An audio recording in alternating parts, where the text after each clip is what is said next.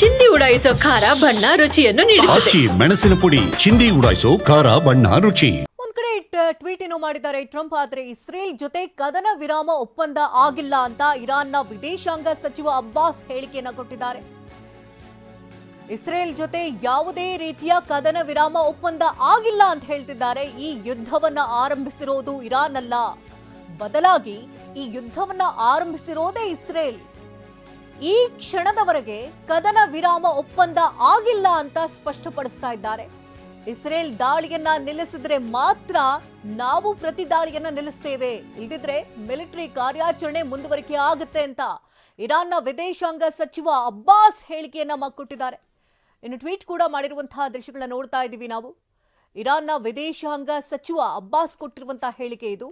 ಈ ಯುದ್ಧವನ್ನ ಆರಂಭಿಸಿರೋದು ನಾವಲ್ಲ, ಬದಲಾಗಿ ಯುದ್ಧವನ್ನ ಆರಂಭಿಸಿರೋದೇ ಇಸ್ರೇಲ್. ಈ ಕ್ಷಣದವರೆಗೂ ಕೂಡ ಕದನ ವಿರಾಮ ಒಪ್ಪಂದ ಆಗಿಲ್ಲ. ಇಸ್ರೇಲ್ ದಾಳಿಯನ್ನ ನಿಲ್ಲಿಸಿದ್ರೆ ಮಾತ್ರ ನಾವು ಪ್ರತಿ ದಾಳಿಯನ್ನ ನಿಲ್ಲಿಸಬೇಕಾಗುತ್ತೆ, ಇಲ್ಲದಿದ್ರೆ ಮಿಲಿಟರಿ ಕಾರ್ಯಾಚರಣೆ ಮುಂದುವರಿಯುತ್ತೆ ಅಂತ ಹೇಳಿದ್ದಾರೆ. ಇನ್ನು ಅಮೆರಿಕ ದಾಳಿಗೆ ಇರಾನ್ ನಾಯಕ ಖಾಮೈನಿ ಕೆಂಡ ಕಾರ್ತಿದ್ದಾರೆ. ಇರಾನಿನ ಜನರನ್ನ ಅವರ ಇತಿಹಾಸ ತಿಳಿದಿರುವವರಿಗೆ ಇರಾನ್ ರಾಷ್ಟ್ರವು ಶರಣಾಗುವ ರಾಷ್ಟ್ರವಲ್ಲ ಅಂತ ತಿಳಿದಿದೆ ಅಂತ ಹೇಳಿದ್ದಾರೆ.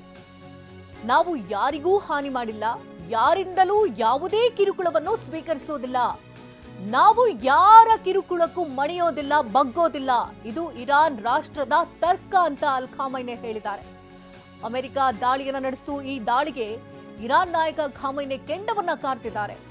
ಇರಾನಿನ ಜನರನ್ನ ಅವರ ಇತಿಹಾಸ ತಿಳಿದಿರೋರಿಗೆ ಇರಾನ್ ರಾಷ್ಟ್ರವು ಶರಣಾಗುವಂತ ರಾಷ್ಟ್ರ ಅಲ್ಲ ಅಂತ ತಿಳಿದಿದೆ ಅಂತ ಹೇಳಿದ್ದಾರೆ.